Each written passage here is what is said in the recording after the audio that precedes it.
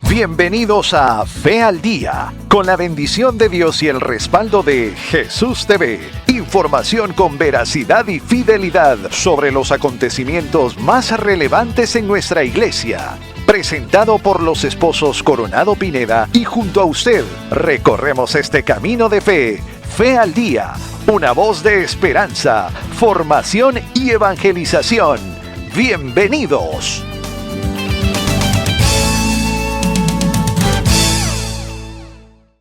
Querida familia de Jesús TV, bienvenidos a una nueva edición de Fe al Día, su noticiero donde les traemos la información más relevante de la iglesia y de la sociedad desde una perspectiva de la fe. Hoy tenemos un programa lleno de información importante, desde noticias locales en Guatemala hasta lo que ocurre en la Iglesia Universal y en el mundo. Así que no se lo pierdan. Como en cada edición les traemos las noticias más relevantes, siempre con la mirada puesta en construir un mundo más justo y más humano, guiados por el espíritu de esta temporada de gracia. Así que iniciamos en su noticiero Fe al Día.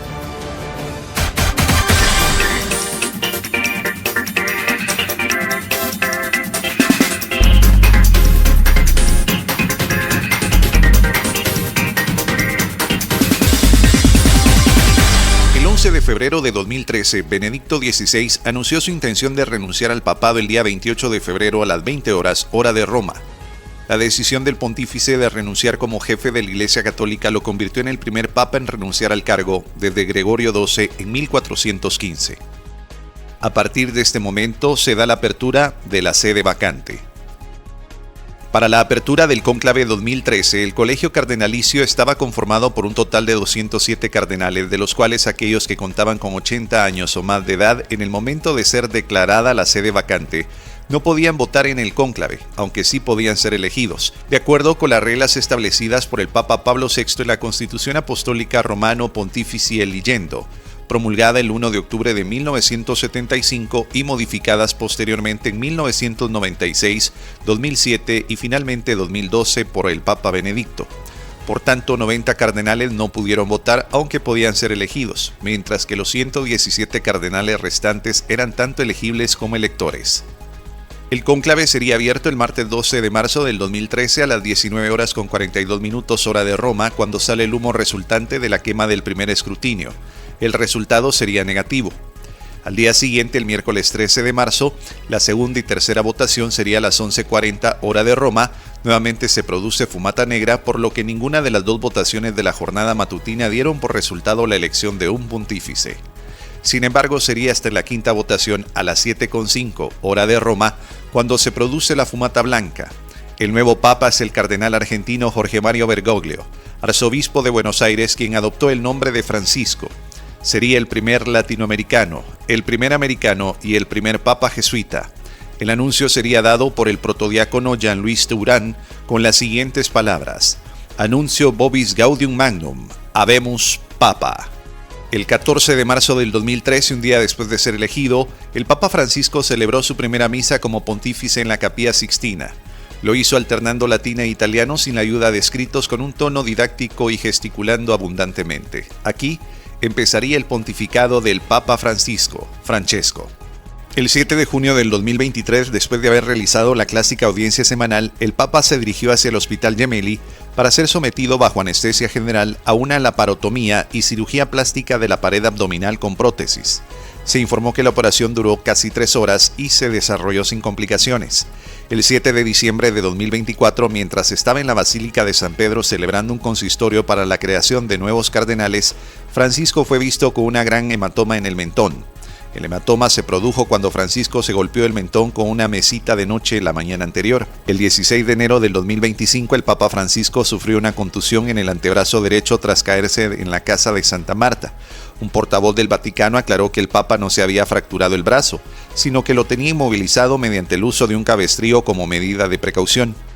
El 14 de febrero sería ingresado otra vez al Hospital Gemelli, nuevamente debido a una bronquitis que en los últimos días le había imposibilitado leer algunos discursos. Su estadía en el hospital se extendió más tarde para abordar problemas clínicos derivados de una infección polimicrobiana del tracto respiratorio surgida en un contexto de bronquiectasis y bronquitis asmática. Después de una tomografía computarizada de tórax, mostró que padecía de una neumonía bilateral. El 21 de febrero su salud había mejorado levemente antes de empeorar. al día siguiente debido a una crisis respiratoria asmática prolongada. Desde el 9 de marzo su condición mejoró ligeramente, aunque de forma cautelosa, pasando a ser de forma consolidada el 10 de marzo.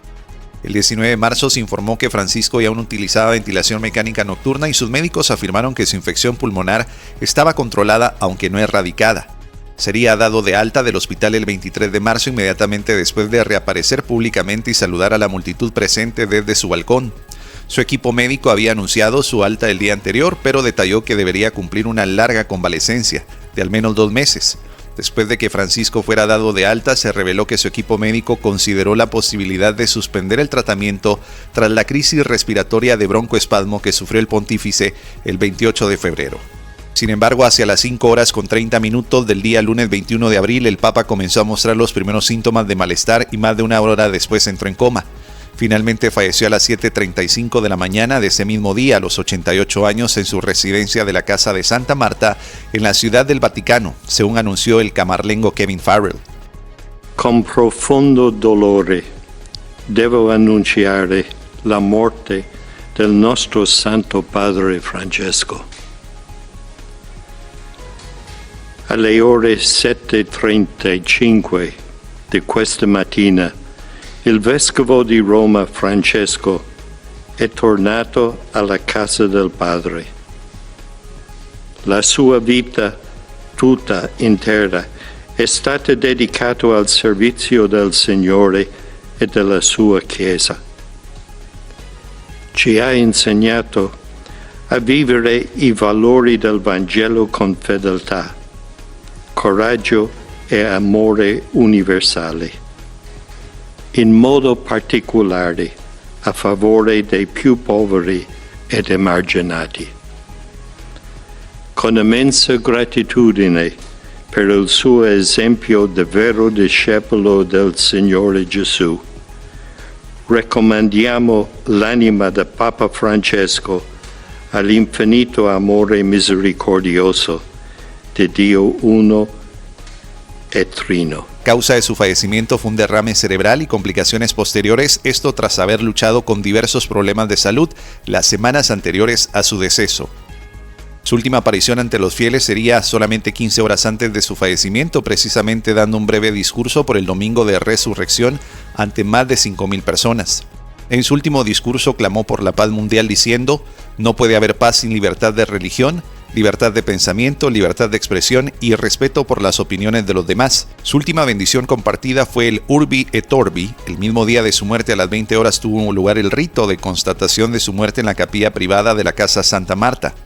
El mundo entero fue testigo el 26 de abril de los solemnes ritos fúnebres para despedir al Papa Francisco. La jornada comenzaría a las 10 de la mañana con la misa de exequias en Plaza de San Pedro y culminaría con la inhumación del féretro en la Basílica de Santa María la Mayor alrededor de las 13 horas, en una ceremonia de profunda intimidad. La víspera del viernes 25 de abril a las 20 horas tuvo lugar el rito del cierre del féretro en presencia del camarlengo, el arcipreste de la Basílica de San Pedro, varios cardenales, ceremonieros y los parientes de Jorge Mario Bergoglio. Conforme al Ordo Exequiarum Romani Pontifices, el rito siguió los pasos tradicionales. El camarlengo dirigió unas palabras, el maestro de las celebraciones litúrgicas leyó el rogito que resumía la vida y obra del Papa. Se cantó un salmo, se rezó una oración. Luego se colocó un velo con seda blanca sobre el rostro del pontífice, símbolo de su encuentro definitivo con la vida eterna. Se introdujeron en el féretro una bolsa con monedas de su pontificado y un cilindro metálico conteniendo el rogito lacrado. Con el canto del Salmo 41, el ataúd fue sellado. Esta vez, siguiendo la voluntad del Papa Francisco, expresada en noviembre de 2024, los ritos se realizaron con notable sencillez. Un solo féretro de madera y zinc, sin báculo junto al cuerpo, sin catafalco y con títulos sencillos que lo reconocían como obispo de Roma y pastor. La misa de exequias fue presidida por el cardenal Giovanni Battista Re.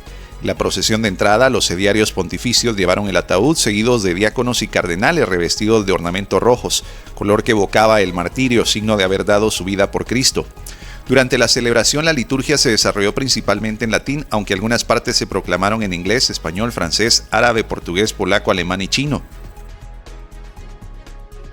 La homilía de Giovanni Battista Re ofreció una sentida semblanza de los 12 años de pontificado de Francisco, recordando su cercanía a las periferias, su primer viaje a Lampedusa, su constante mensaje de misericordia y de alegría del Evangelio, su denuncia de la cultura del descarte y su promoción de la fraternidad, citando documentos como Fratelli Tutti y Laudato Si. También rememoró el histórico encuentro interreligioso en los Emiratos Árabes Unidos en el 2019 y concluyó con una emotiva súplica. Ahora, querido Papa Francisco, te pedimos que reces por nosotros y bendigas desde el cielo a la Iglesia, a Roma y al mundo entero. Tras la misa, el féretro fue transportado al interior de la Basílica de San Pedro mientras entonaba el responso In Paradiasium. Posteriormente, en un acto solemne, el ataúd fue trasladado en el papamóvil desde la Plaza de San Pedro hasta la Basílica de Santa María la Mayor, siguiendo un recorrido que rememoraba la antigua vía Papápolis. La caravana avanzó lentamente mientras un reducido grupo de cardenales acompañaba el cortejo fúnebre. Al llegar a Santa María la Mayor, un grupo de personas pobres, necesitados, migrantes, presos y personas transgénero esperaron en escalinata, cada uno portando una rosa blanca, para dar el último adiós a quien consideraron un verdadero padre. La inhumación se realizó en privado, como había solicitado el propio Papa Francisco en su testamento fechado el 29 de junio del 2022. El camarlengo rezó un responso, luego el féretro fue atado con un listón rojo sellado por la Cámara Apostólica, la Prefectura de la Casa Pontificia y la Oficina de Celebraciones Litúrgicas. Depositado en el nicho que el Papa había designado entre la Capilla Paulina y la Capilla Sforza, la sepultura fue sellada tras el canto de Salve Regina. El acta oficial de la sepultura fue leída y firmada solemnemente por el camarlengo y el prefecto de la Casa Pontificia. El testamento del Papa Francisco especificaba que su tumba debía ser sencilla, sin ornamentaciones y que la única inscripción fuera Franciscus.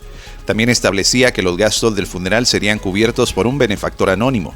Finalmente, conforme a la tradición, comenzaron los novenarios, 9 días consecutivos de misas en sufragio del alma del Papa Francisco, cada uno dedicado a un grupo específico de fieles. Estas celebraciones se revestirían también de color rojo, símbolo de la entrega total a Cristo.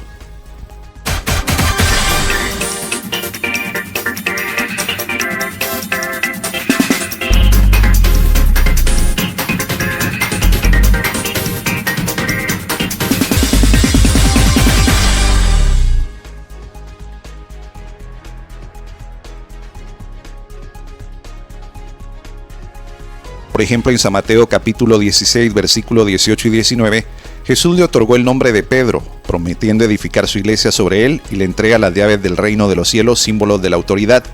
Este papel se refuerza después de la resurrección cuando Jesús le encarga apacentando sus ovejas, en San Juan capítulo 21, confirmando así su misión pastoral. Además, en Hechos de los Apóstoles, Pedro aparece como líder indiscutible. Preside la elección de Matías, predica en Pentecostés y dirige el concilio de Jerusalén, consolidando su primacía entre los apóstoles. Los padres de la Iglesia respaldan esta interpretación, destacando el papel de Pedro como fuente de unidad.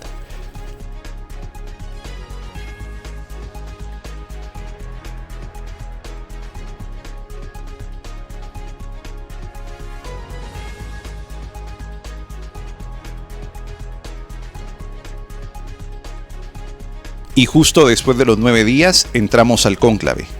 El primer cónclave formal en la historia de la Iglesia Católica ocurrió entre el año 1268 y 1271 en Viterbo, Italia, tras la muerte del Papa Clemente IV. Los cardenales, divididos por conflictos políticos, tardaron 2 años y 9 meses en elegir a un sucesor, lo que llevó a medidas extremas. El gobernador de la ciudad los encerró bajo llave, les redujo las raciones de comida y finalmente destapó el techo del palacio para presionarlos.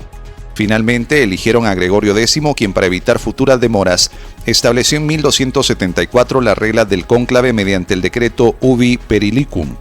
El término cónclave se consolidó a partir de este evento, que significa bajo llave. Gregorio X institucionalizó el proceso exigiendo que los cardenales fueran encerrados hasta elegir al Papa con restricciones de comida y comunicación externa. El proceso está regido por el documento titulado Universi Domini Gregis, publicado el 22 de febrero de 1996, inspirado en el Espíritu Santo. El Papa San Juan Pablo II lo pronuncia y lleva una leve modificación realizada el 22 de febrero del 2013. Pero, ¿quiénes eligen al Papa? El derecho de elegir al romano pontífice corresponde únicamente a los cardenales de la Santa Iglesia Romana, con excepción de aquellos que antes del día de la muerte del sumo pontífice o del día en el cual la sede apostólica quede vacante hayan cumplido 80 años de edad. El número máximo de cardenales electores no debe superar los 120. Queda absolutamente excluido el derecho de elección activa por parte de cualquier otra dignidad eclesiástica o la intervención del poder civil de cualquier orden o grado. Ningún cardenal elector podrá ser excluido de la elección, activa o pasiva, por ningún motivo o pretexto. Pero, ¿quiénes son los cardenales? Son obispos, aunque no todos han sido consagrados como tales en el momento de su nombramiento, han sido llamados por el Papa para formar parte del colegio cardenalicio. Su principal misión es colaborar con el Papa en el gobierno de la Iglesia y, llegado el momento de la sede vacante, elegir al nuevo pontífice en el cónclave. Por Guatemala viajaría hasta el Vaticano nuestro cardenal Álvaro Leonel Ramazzini. Escuchemos esta entrevista. Muchísimas gracias por estar aquí con nosotros y por su tiempo. Este es su primer cónclave desde que fue creado cardenal en 2019 por el Papa Francisco. ¿Cómo afronta este evento tan importante para todos los católicos del mundo? ¿Acude a esta cita con vértigo, con confianza? ¿Qué papel ha jugado también la oración durante estos días? Bueno, los efectos de la oración los veremos ahora cuando ya venga electo el nuevo Papa, pero sé que hay muchas personas que están haciendo oración por nosotros y lo agradezco, y eso funciona siempre. Y en segundo lugar, por ser para mí la primera vez, pues estoy entrando como en un mundo muy desconocido. Y hasta ahora la experiencia que yo he tenido ha sido muy positiva, es decir, un buen ambiente cordial, de fraternidad, y aunque no nos conocemos, bueno, yo no conozco a muchos de los cardenales, sin embargo sí hay un ambiente de confianza y de cercanía, y sobre todo interiormente percibo que hay un sentido de una gran responsabilidad en lo que nos toca hacer como cardenales. Y durante estos días, tanto hablando con los cardenales, durante las intervenciones de las congregaciones generales, me imagino que habrá ido esbozando en su cabeza, en su interior, el perfil del que, según su opinión, debería tener el próximo sucesor de San Pedro.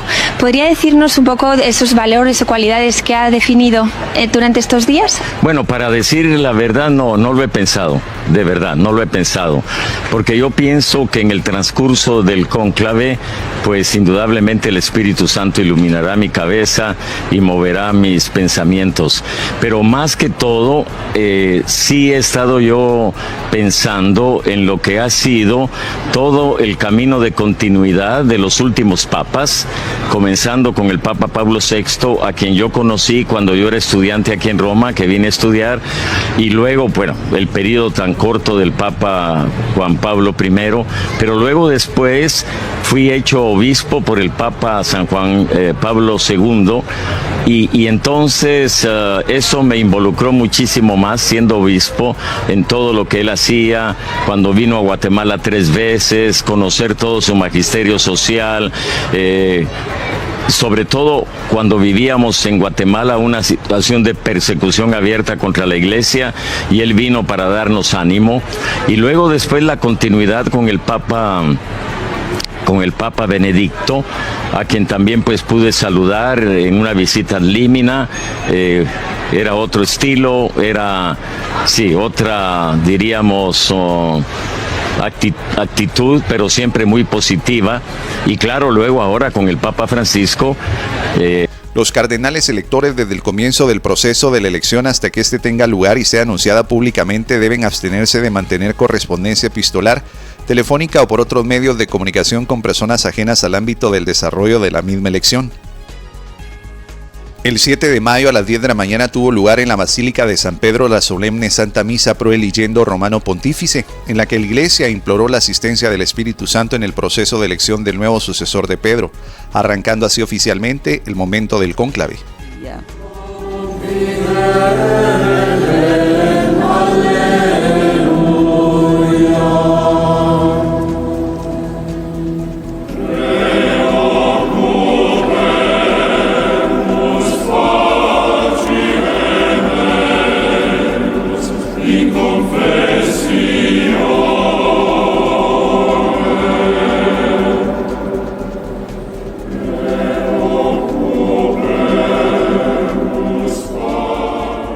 Los cardenales ocuparon sus lugares alrededor del altar, dispuestos a participar de esta Eucaristía tan significativa no solamente por su carácter litúrgico, sino por su profundo sentido eclesial.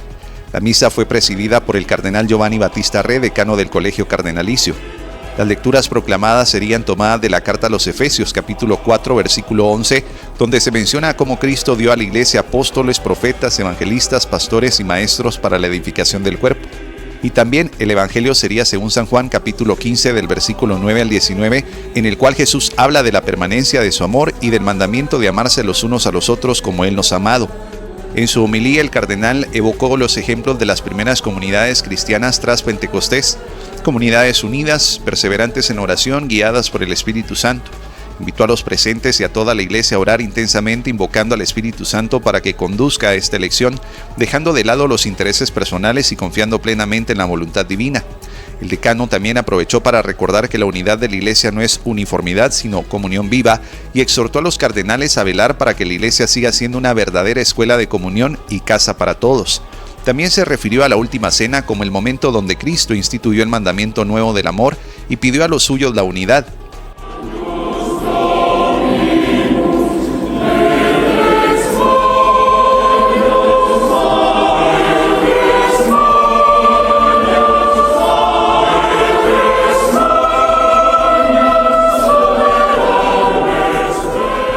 Destacó que el Papa no es simplemente un sucesor en una línea institucional, sino que su elección representa el retorno de Pedro, el principio visible de unidad y roca sobre la cual Cristo edificó su iglesia.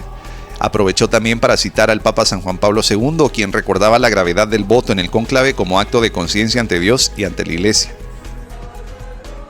Al concluir la misa se dio paso a los preparativos finales para el inicio del cónclave. Los cardenales se dirigieron a la Capilla Sixtina, recinto sagrado donde bajo la vigilancia de la Gendarmería Vaticana y la Guardia Suiza, con más de 650 cámaras de seguridad, empezaron el desarrollo de la elección del nuevo obispo de Roma. Al llegar a la Capilla Paulina, empezaron su oración y en hábito coral fueron solemnemente en procesión invocando con el canto del Veni Creator la asistencia del Espíritu Santo en su dirección hacia la Capilla Sixtina del Palacio Apostólico, lugar y sede de desarrollo de la elección. Participaron en la procesión el vicecamarlengo, el auditor general de la Cámara Apostólica y 2 miembros de cada uno de los colegios de protonotarios apostólicos de número participantes, los prelados auditores de la Rota Romana y los prelados clérigos de Cámara. Al llegar a la Capilla Sixtina, el maestro de las celebraciones litúrgicas leyó la siguiente fórmula: todos y cada uno de nosotros, cardenales electores presentes en esta elección del Sumo Pontífice, prometemos, nos obligamos y juramos observar fiel y escrupulosamente todas las prescripciones contenidas en la Constitución Apostólica del Sumo Pontífice San Juan Pablo II, Universi Dominici Gregis, emanada el 22 de febrero de 1996. Igualmente prometemos, nos obligamos y juramos que quien quiera de nosotros que por disposición divina sea elegido romano pontífice, se va a comprometer a desempeñar fielmente el munus petrinum, el pastor de la Iglesia Universal, y no va a dejar de afirmar y defender jamás los derechos espirituales y temporales. Tuvimos la oportunidad de ver en transmisión exclusiva la juramentación de cada uno de los cardenales participantes en este cónclave. Después de que los cardenales prestaron su juramento, el maestro de las celebraciones litúrgicas pontificias pronunció el extra omnes, y todos los ajenos al cónclave tuvieron que salir de la Capilla Sixtina. Podrías tener una idea de que el Papa nuevo puede estar entre los 60 y los 70 por un simple estudio de las edades que tienen ahora. Pueden escoger a alguien muy joven, pueden escoger a alguien de mucha más edad. El promedio finalmente de los papas al ser electo es de 67 años. Es de 67 años. Mira, momento solemne, momento ya clave en lo que estamos viendo a través de la imagen en vivo que nos provee el Vaticano, y es el ingreso de todos los cardenales a la Capilla Sixtina en esta letanía, como decía Carlos Zárate, invocando también la presencia de los distintos santos para orientarlos, ayudarlos, que el Espíritu Santo se haga presente también, por supuesto, en ellos al momento de votar. Luego de esto ya comienza el juramento y luego el cerrado de puertas. Esto de acuerdo a lo que vamos, ¿no? Una vez escuchado el extra omnes, todos los no electores salieron de la Capilla Sixtina cerrándose las puertas a todo el mundo exterior. Se selló el silentino incarnatum, un voto de quietud absoluta para garantizar la oración y el discernimiento. Se procedió entonces a la única votación prevista para el primer día. Las papeletas cuidadosamente distribuidas fueron rellenadas en secreto.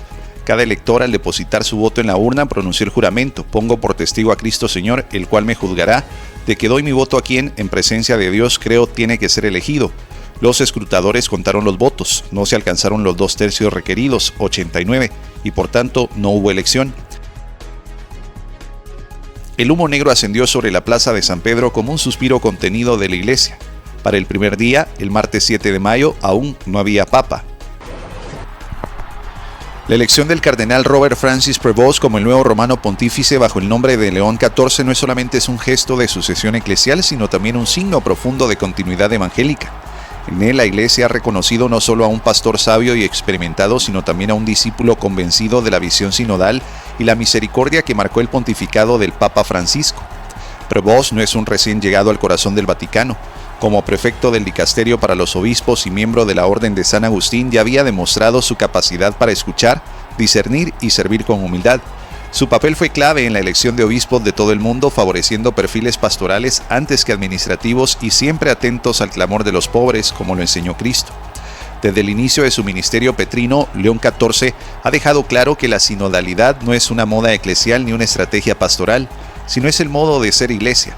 Como él mismo expresó en declaraciones anteriores, la reforma impulsada por Francisco no es un programa temporal, sino una llamada constante a volver al Evangelio.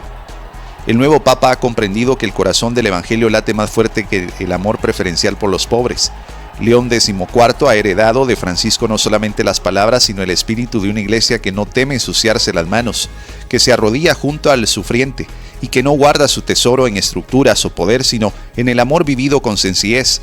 Su elección es también un signo fuerte de la Iglesia de América, especialmente Estados Unidos, nación marcada por profundas divisiones, tanto sociales como eclesiales.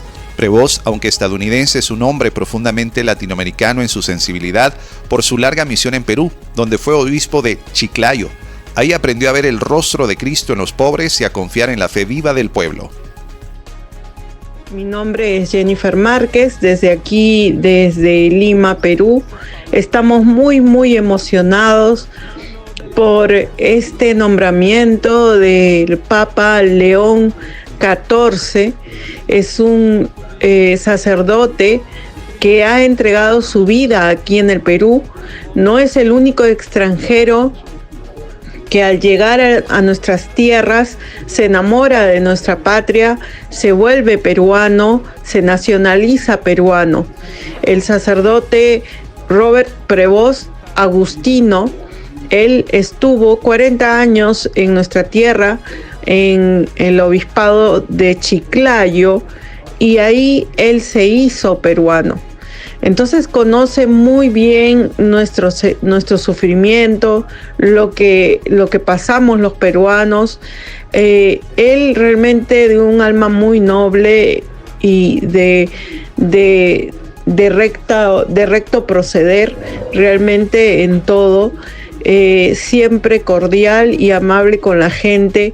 Realmente esperamos todos que logre todo lo que él sabe realizar, sabe hacer, y pueda dar lo mejor para esta iglesia que lo necesita. En cuanto a nivel pastoral, yo creo que va a seguir la línea del Papa Francisco, porque él también ha luchado mucho en cuanto a lo que es el llegar a las periferias. Justamente hablábamos con nuestro director de cine, con Rubén Encián, y estaba recordando también que él auspició uno de los documentales sobre las querellas de Santo Toribio. Entonces, él es el primero en saber lo que significa encontrarse con nuestros pobres en los Andes del Perú. No solamente como extranjero, sino también como peruano. Estamos muy contentos con este nombramiento y que sea de mucho fruto para toda la iglesia que lo necesitamos. Un saludo a todos nuestros hermanos de Guatemala. Y de esta manera llegamos a la parte final del Cónclave 2025. Robert Prevost, el Papa León XIV, la elección del cardenal como el nuevo romano pontífice no es solamente un gesto de sucesión eclesial, sino también un signo de profunda continuidad evangélica.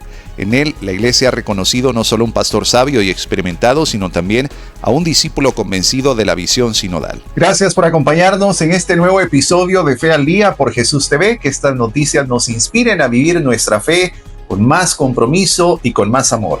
Así es, y no olviden seguirnos en nuestras redes sociales y compartir este programa con sus seres queridos. Hasta la próxima y que Dios los bendiga. Que Dios les bendiga. Muchísimas gracias.